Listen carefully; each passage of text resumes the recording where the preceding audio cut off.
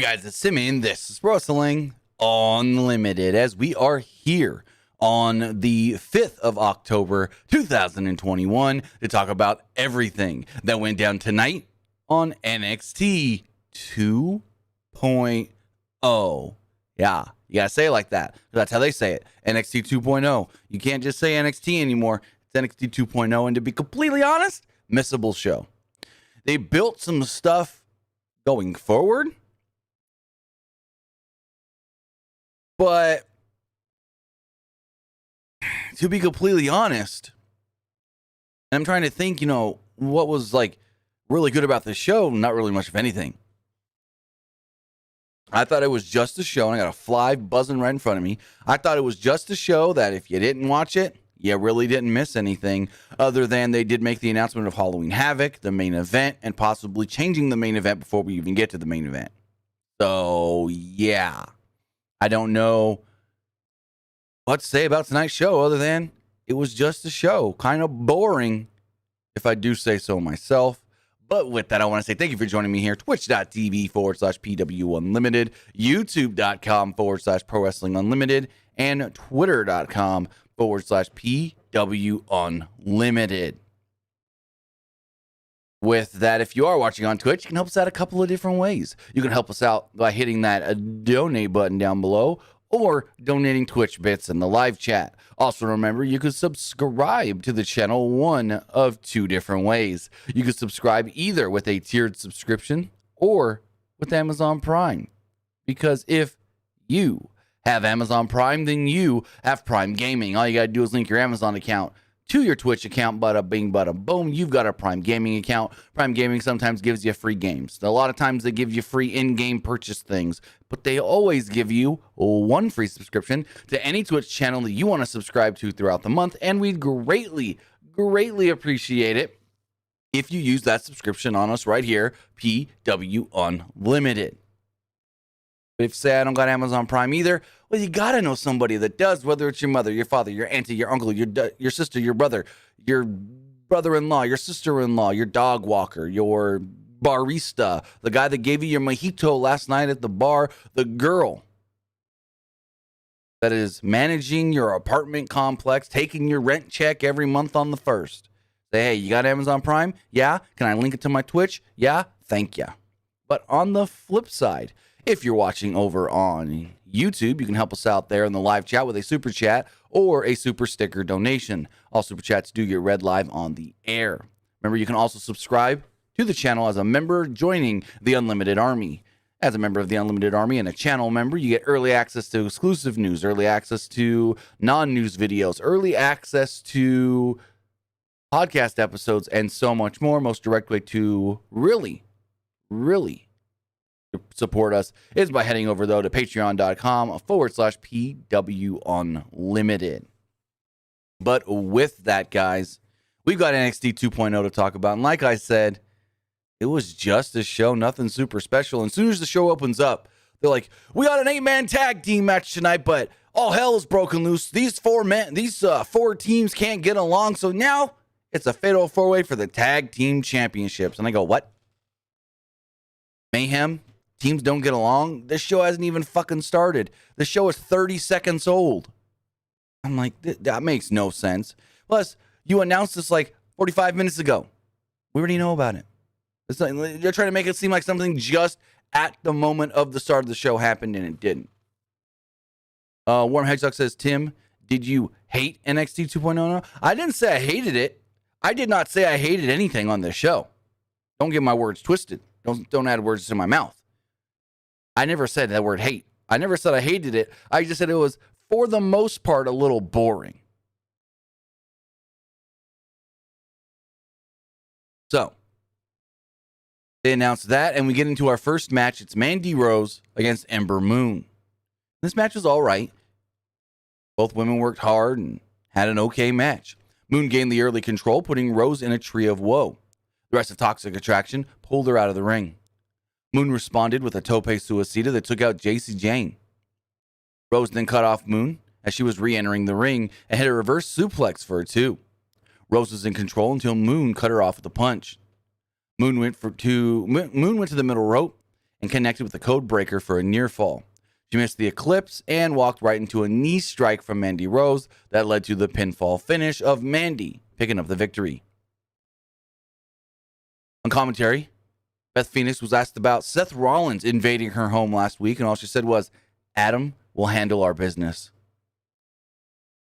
And they're like, yes, this thing going on with Edge and Seth Rollins is very interesting, but we know, Beth, he will take care of it. Or something like that. Vic Joseph says something like that, where she's like, Adam will handle our business.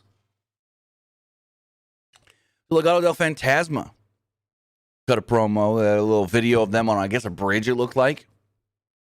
They talked about how the universe is buzzing. That Hit Row is going to SmackDown. But in turn, maybe that means somebody needs to take the title, the North American title, that is, off of Swerve, and Escobar challenged Swerve to a match for the NXT North American Championship. Next up, we got LA Knight against Odyssey Jones. Basic match here, but I thought Jones looked really good, and he is very over with this NXT crowd. They love Odyssey Jones. The crowd chanted for Jones as soon as the match started, like before the bell even rang, and Jones splashed Knight and threw him around like a little rag doll. Knight exited the ring as Jones stalked him. Knight sort of gained control until he tried a body slam on Jones, but the weight of Jones was too much, and Jones squished him. Jones then hit a knee to the gut, and Andre Chase would appear up on the apron to distract Jones. This allowed Knight to plant Jones with a reverse cutter and pick up the victory with help from Andre Chase, because Andre Chase was also holding the foot down of Odyssey Jones so he couldn't kick out.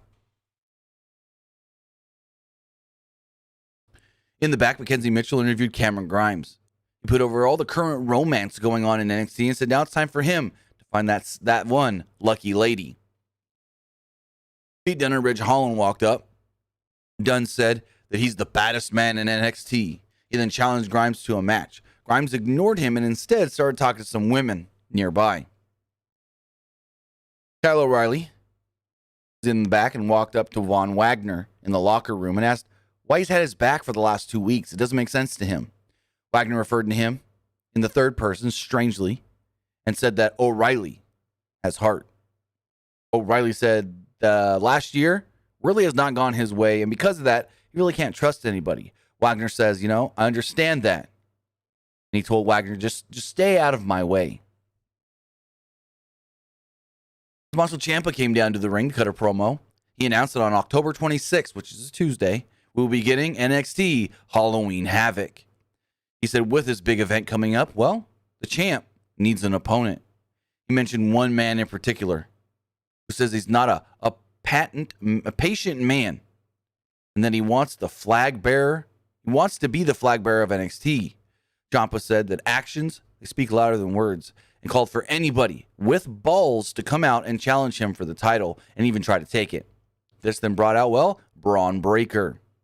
He told Ciampa that he's shown nothing but respect for the champ, but he wants to be the champ.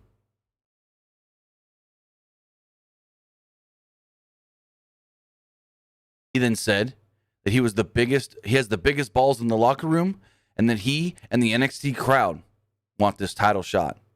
Ciampa said the difference between him and Breaker is that Breaker wants the NXT title, but Ciampa needs the NXT title. He told Breaker that he has 3 weeks to go from intern to PhD and accept the challenge. Cincinnati says this dude looked it like Scott Steiner with a leather jacket. It's Scott Steiner's nephew. Of course he's gonna have the family resemblance.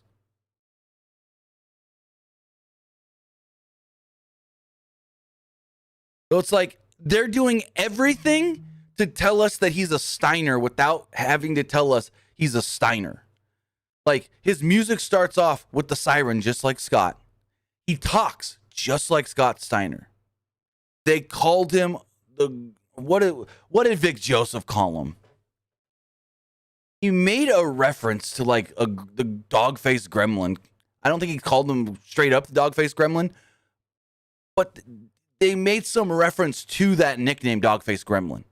It's like they're doing everything to tell us he's a Steiner without saying, hey, his father is Rick Steiner, his uncle is Scott Steiner. They're doing everything to tell us besides tell us, which is very weird.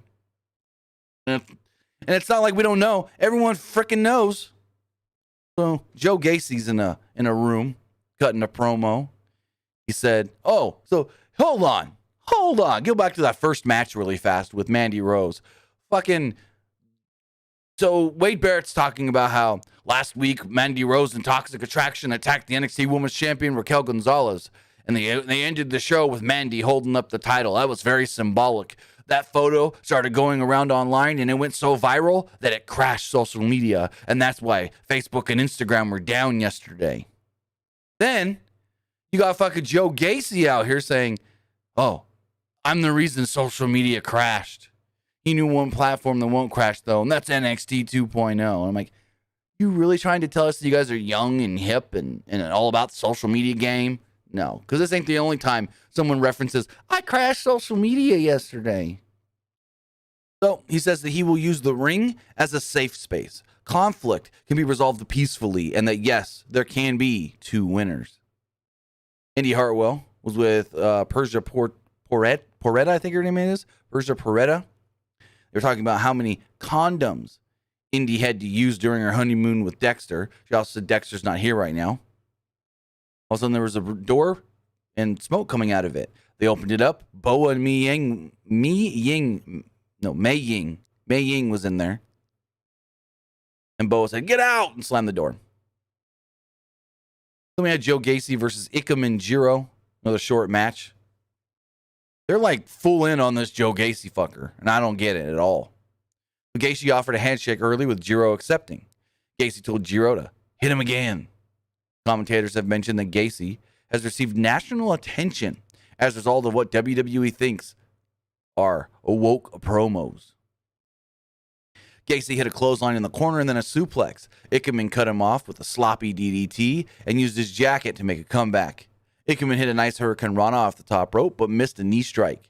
Gacy springboarded off the ropes and planted Ikemen with a clothesline for the victory. Couldn't get that word out. So yeah, Joe Gacy defeats Ikemen Jiro. Afterwards, Gacy lifted Ikemen to his feet and hugged him. Ikemen looked a little confused. As Gacy was walking to the back, creepy bald man started staring at him from the stands. And I'm like, who the fuck is this guy? And all of a sudden I get a message, not immediately, but like towards the end of NXT, and someone goes, hey, was this Parker Bordeaux? And I go, no, wait, it was. And I didn't know that. I didn't realize that. So I'm going to pull this up here. I didn't realize that this bald fucker was Parker Bordeaux. Pull this up here. Let's go here. Let's go here. Screen cap there. Look at this. Look at this. Look at this. Look at this.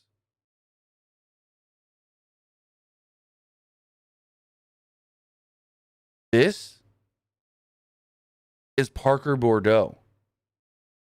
Former college football player. Everyone was saying he looks like Brock Lesnar. Not no more.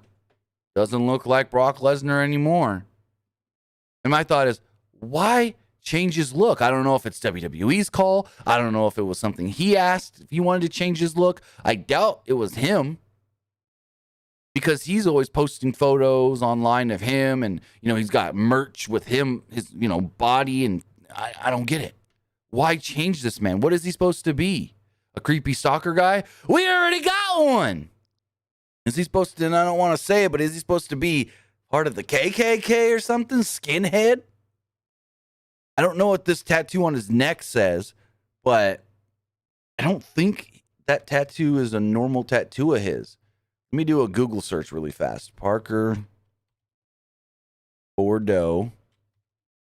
I don't think that RIP tattoo, I think that's something they put on him, but I could be wrong. I'm trying to find a more recent photo. Let me see. This one might. Yeah, I don't see that RIP unless he just got that as a tattoo. Looks like maybe they wrote it on his neck, the RIP, because in all these photos I'm looking, I don't see them on him.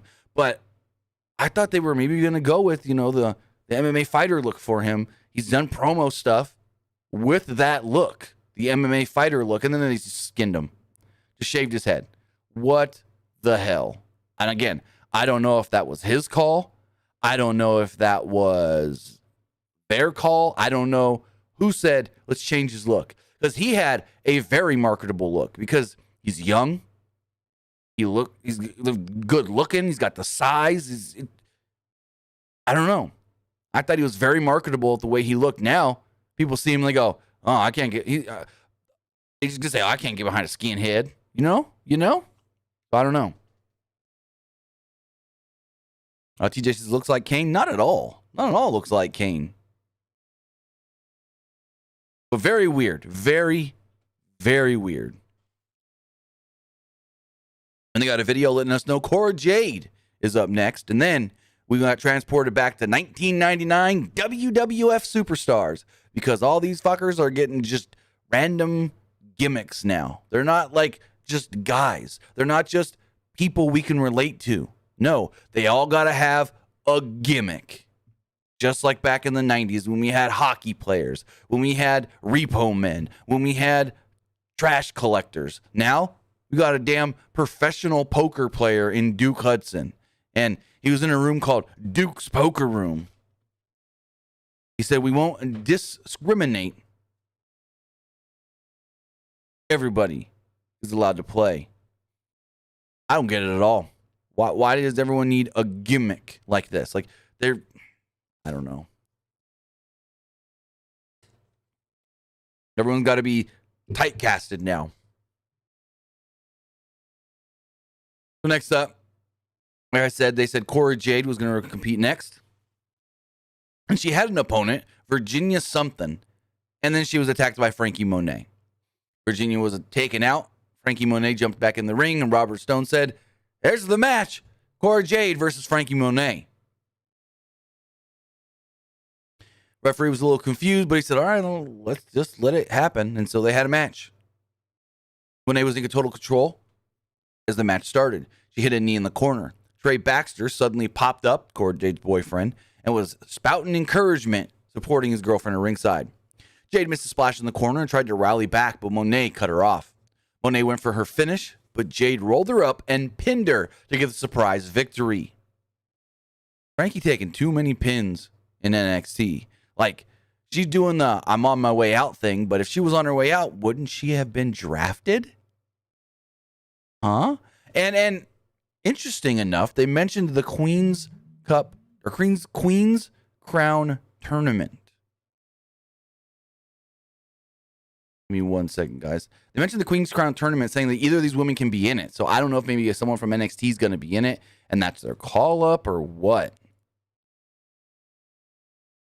But yeah, very, very out of nowhere. I thought, okay, Cora's going to get a loss. It's going to be okay. No, Frankie lost.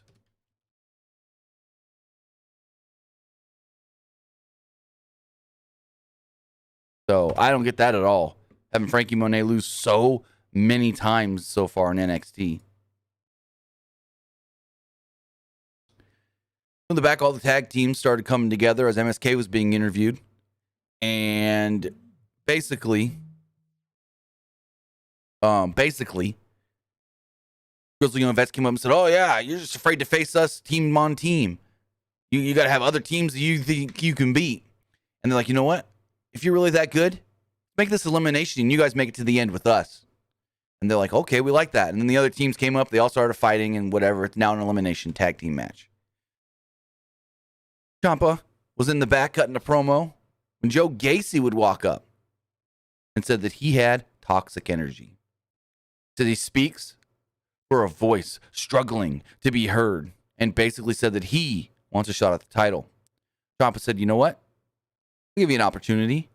If you beat me next week, we'll add you to the match. Ciampa said, but that ring won't be a safe place for you next week. I'll prove that. Gonzalez looked very mad as she was entering the PC. Then we got Pete Dunn against Cameron Grimes. Grimes started off in control, but Dunn cut him off with the clothesline. He manipulated Grimes' fingers, but Grimes fought back, only to be taken down. Dunn missed a knee in the corner, allowing Grimes to make a comeback. He went to the top rope with a clothesline for a very close near fall. The two traded offense till Holland took Dunn out and just threw him out of the ring. O'Reilly all of a sudden appeared and attacked Ridge Holland. This then led to Pete Dunne running out and trying to stop it when, well, O'Reilly was thrown over the announce table. Amongst all the confusion, Dunn was able to get back in the ring, hit the bitter end on Grimes, and pick up the victory. O'Reilly then jumped Dunn after the match, but Holland quickly took him out like he was nothing. Then, they let us know up next, Tony D'Angelo. But before Tony D'Angelo hit row, got a promo in their studio, I guess you can call it. Top Dollar made it clear that they're not running away from Legado del Fantasma and going to NXT. B-Fab told Elektra, next time, she won't be so nice. And Swerve accepted Escobar's title challenge for next week. So that match has been made. Next week, it'll be Santos Escobar challenging Isaiah Swerve Scott for the NXT North American Championship. Also, Von Wagner was shown helping O'Reilly to his feet after he was laid out. Next up, we had Tony D'Angelo against Malik Blade, and boy, is this guy over. The crowd here in not Full Sail, in the PC, the NXT arena as they call it, they love Tony D'Angelo, even though he's a Chicago guy with a New York accent. And I know the difference because my mom's got Italian family in both Chicago and New York. I know the difference of the accents. And, well, he's got that New York accent, not a Chicago accent. So the match itself, though, not really that good. I don't think D'Angelo is anywhere near ready to be on television, but they're fast-tracking guys. They're basically telling guys, hey, sink or swim. Sink or swim. So D'Angelo came down to the ring wearing a velvet tracksuit. Took it off, and he wrestled in the pants and a tank top. Wife beater, I guess you can call it. Blade cut him off early and hit a drop kick to send him out of the ring. D'Angelo was able to make a comeback, though. D'Angelo, I guess you could say made an okay-looking comeback. If you want to try and give him some credit. Blade cut him off again and hit a crossbody for a near fall. D'Angelo tripped Blade into the turnbuckle and hit a belly-to-belly suplex. He then pinned Blade with a Northern Light suplex, then slowly followed with a twisting fireman's buster. So yeah, this guy ain't ready. He may be able to cut a good promo, do a good vignette. Actually, we can't even say he can cut a good promo because the vignettes were really good, but who knows how many takes they needed. So I don't know. I didn't think this guy looked all that great. I think he needs way more time. I want to know, hold on. Tony D'Angelo NXT.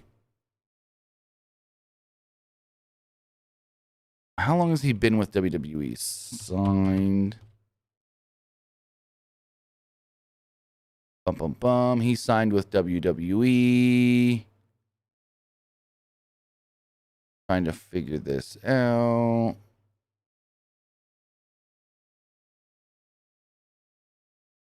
No. When you Google Tony D'Angelo, you get the not so good hockey player.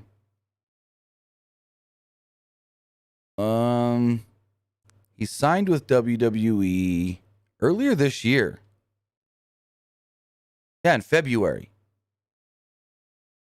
So he hasn't been around long, and he's not even like a former pro wrestler or anything. He's a former NCAA wrestler, former college wrestler with no pro wrestling background before signing with WWE. So you can tell they fast-tracked his ass. Backstage, Carmelo Hayes and Trick Williams talked about getting a tag team title shot and not even having to cash in his contract, I guess you could say, his breakout title match contract. Williams clarified that they were bout it. And then, yeah. And then Carmelo says, we're what? And he goes, bout it. Cool. Indy Hartwell took on Mia Yang, not Mia Yim, but Mei Ying. 100 or 10,000-year-old lady who's really Karen Q. She had a very long feeling out process early on, and basically it's Mei Ying's got to work a very slow style, and the opponent's kind of got to get used to that at first. That's what it's felt like for the last couple of matches she's done. Ying was able to take control early with a neck hold, then eventually a nerve choke. Ying shoved Hartwell into the turnbuckle and to the outside of the ring. Peretta, who was out there with Indy, kind of distracted Ying long enough to leave an opening for Hartwell to post her in the corner. This allowed Hartwell to then pin Mei Ying. I always fuck that name up. Mei Ying after a springboard elbow. So yes, Indy Hartwell does defeat Ying. Then we got Lash Legend. Not a fan of this. Didn't like the stuff last week, and this week was just kind of generic. She didn't do her shtick. She said she's got to have a great... She's like, if you loved my episode last week of Lashing Out with Lash Legend, you're going to love what I got in store next week. My show last time was so good that, social media went down yesterday. That was all me, and they're still talking about me. And I'm like, so 3 people crashed social media from NXT a week after last week's NXT? Yeah, get that narrative out of here. Get that fucking narrative out of here. Chase Douglas says, does your mom's family speak Italian? Yeah, because they're from Italy. My mom was born in Italy and moved to the States when she was 3. So, yeah, my mom's family, all her aunts and uncles, not her cousins.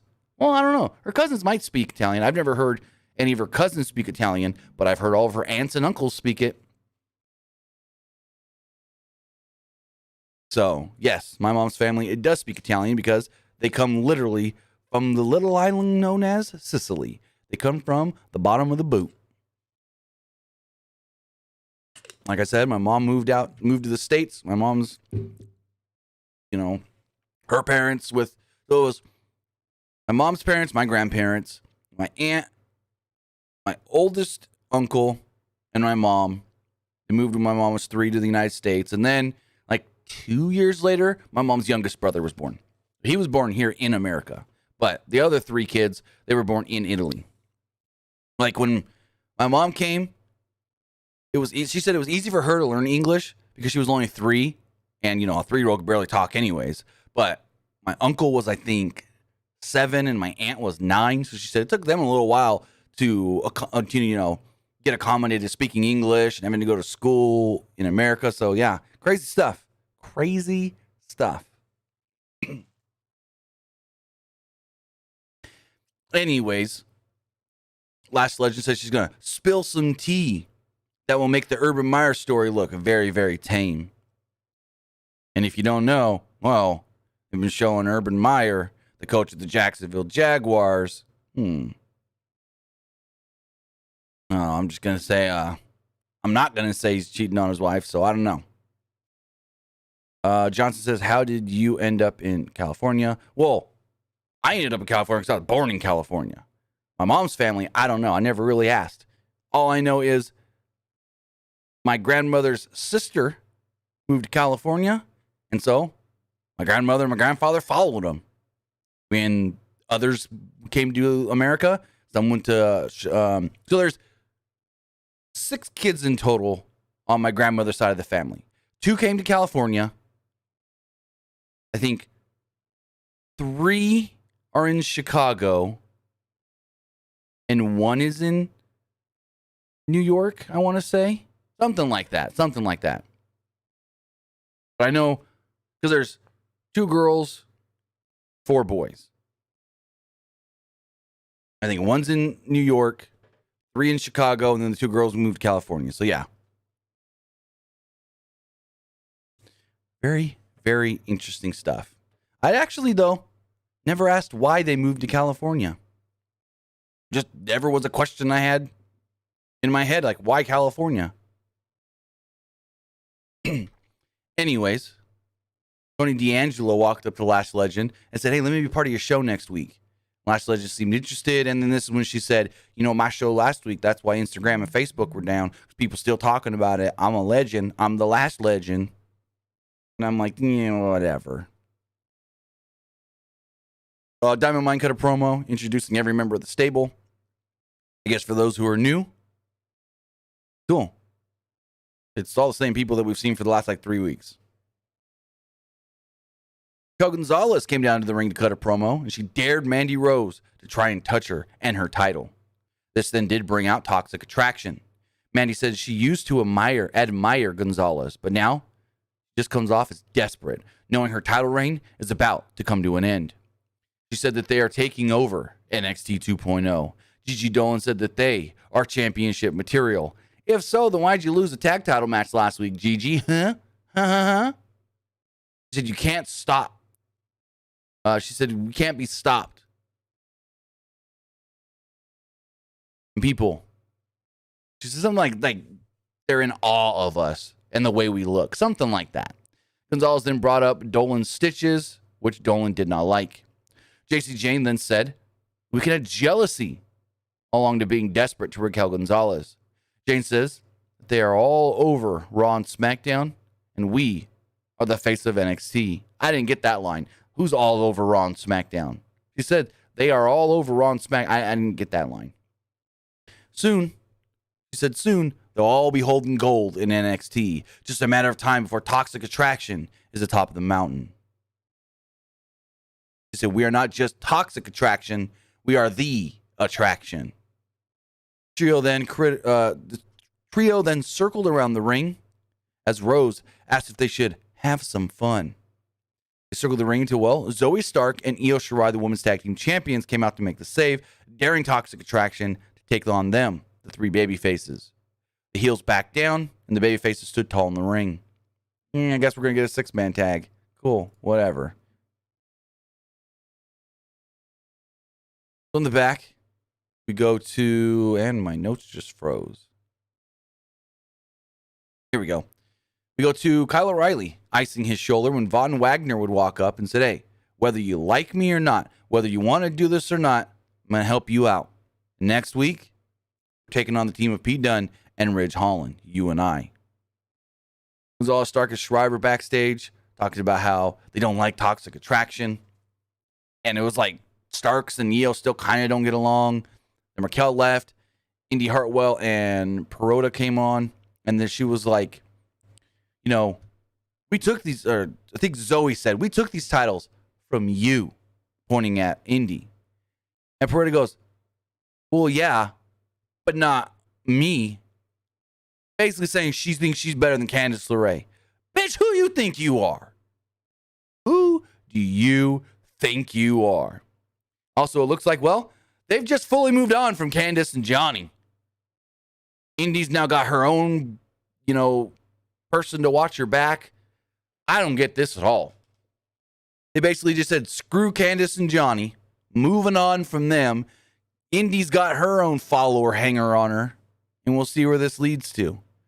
But they basically made it seem like, oh yeah, Indy and Candice lost the titles. But if it was me and Indy, we'd still be champions.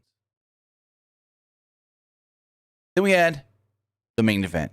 It was a 4-way elimination tag team match for the NXT Tag Team Championships. And, it was the best match on the show because there wasn't really any good matches other than this match. This was the only... the Odyssey Jones and LA Knight match wasn't bad. Pretty good. It was a basic match, but it was pretty good. But it was nothing close to this match at all. And this match did not go. The finish was what I thought, MSK retaining the belts. But the eliminations order, not how I expected it at all. Everyone tagged in early and did their stuff and whatnot and got a little bit of shine. And most looked good. Briggs and Jensen ended up gaining control off of it, and this allowed Wesley to hit a running tope con hilo to the floor, taking out Hayes and Williams. MSK then pinned Williams with an assisted neck breaker off the top rope to score the first elimination victory. Now, I'm going to say it right now. I thought out first was going to be Brooks Jensen and Josh Briggs. No, they were in the finals.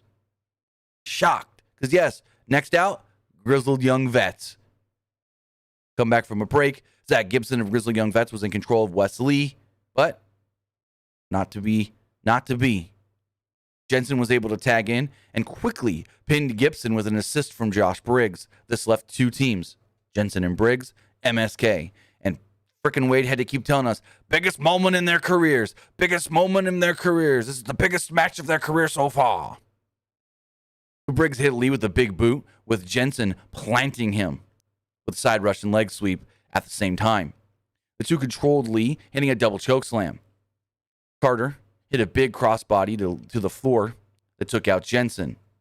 In the confusion, Lee was able to get a victory roll on Briggs for the pinfall victory and retain the tag team titles. The match ends and Jensen and Briggs grab the belts. And they're looking around like, what do we do? What do we do with the belts? And MSK is getting to their feet and they're just like, I'm like, what are these guys about to turn heel and attack the champs with the belts? And then they just hand them the titles. Give MSK the belts and leave, establishing themselves as the baby faces as we knew they were. As they leave, in jumps from behind Imperium, Marcel Barthel, and Fabian Eichner. Johnson said, actually, Vic Joseph said it. No, I believe they both said it with Wade saying it more. So, like I said, MSK was attacked by Imperium from behind. This then led to Jensen and Woods coming back in to make the save and chasing off the heels. They helped MSK to their feet as the show went off the air. And that was just a show. Nothing special whatsoever. It was just a show. But with that, now you know what I thought. Let's see what you guys thought of tonight's NXT. Remember, you can put your thoughts in the YouTube chat with a super chat or text into 510-906-1341. Again, that number is 510-906-1341. But first, check the polls. As far as the Twitch poll does go, 75% of you thought the show was just all right. And that's what I would give it to, a just all right. With 25% of you not liking tonight's NXT. As far as the Twitter poll does go, half of you liked it. 50% liked tonight's NXT. 38% thought it was just all right. And 11% did not like it. As far as the YouTube poll does go, 67% of you liked tonight's NXT. 21% didn't. No, 21% thought it was just all right. And 13% did not like the show. But with that, let's see if we got any text messages. We have a couple of them. This person says, do you see Braun Breaker winning the NXT Championship at Halloween Havoc? This is a tough one. I don't. But I wouldn't be shocked if that's the route they go. I don't see the title changing, but I wouldn't be surprised if they did change the belt. Warm Hedgehog says, wait, did Raquel just dating Braun? They've been dating. Raquel Gonzalez has been dating Braun for like a year and a half. Those two have been together for a very long time. Raquel Gonzalez and Adam Shear, former Braun Strowman. Two have been dating for a while. I don't know where you've been, bucko. It says, do you think we're going to see 6-woman match championship versus challengers? And also, who should challenge for the Raw Women's Championship? Well, we can't say who's going to challenge for main roster titles till after Crown Jewel and the everything is leveled out with the draft. But yes, I do think we're going to get a 6-woman tag team match with the champions versus Toxic Attraction. This person says, where you think Dakota Kai? Where I think Dakota Kai what? Form an actual sentence, bud. Here's another one. Do you see Dakota Kai returning to NXT to help out Raquel Gonzalez against Toxic Attraction, or does she go to the main roster? I was always under the impression she's going to the main roster, but then she wasn't drafted nor listed as, part of the supplemental draft. So I have no clue what they're doing with Dakota Kai, and I don't think she knows either because she put out that tweet. Like Bailey said, well, free agent Bailey, and then she basically said, yeah, I'm a free agent too. Basically saying that she was under the impression she was going to get drafted and didn't. And this one says, if I didn't know who Rick Steiner is, I would have thought Braun Breaker was Scott Steiner's son. Yeah, because he talks more like Scott than Rick. Like when he talks, he sounds just like Scott. But he's Rick's son. But with that, guys, I want to say thank you for joining me here. Twitch.tv/PW Unlimited, YouTube.com/Pro Wrestling Unlimited, and Twitter.com/Pro Wrestling Unlimited. Remember to also follow us on Facebook, Facebook.com/Pro Wrestling ULTD, and follow us on Instagram by searching for Pro Wrestling Unlimited. Also, guys, remember we will be back live tomorrow for AEW Dynamite. Got a number of things set for that show. So with that, we'll see you tomorrow for AEW. Have a good one.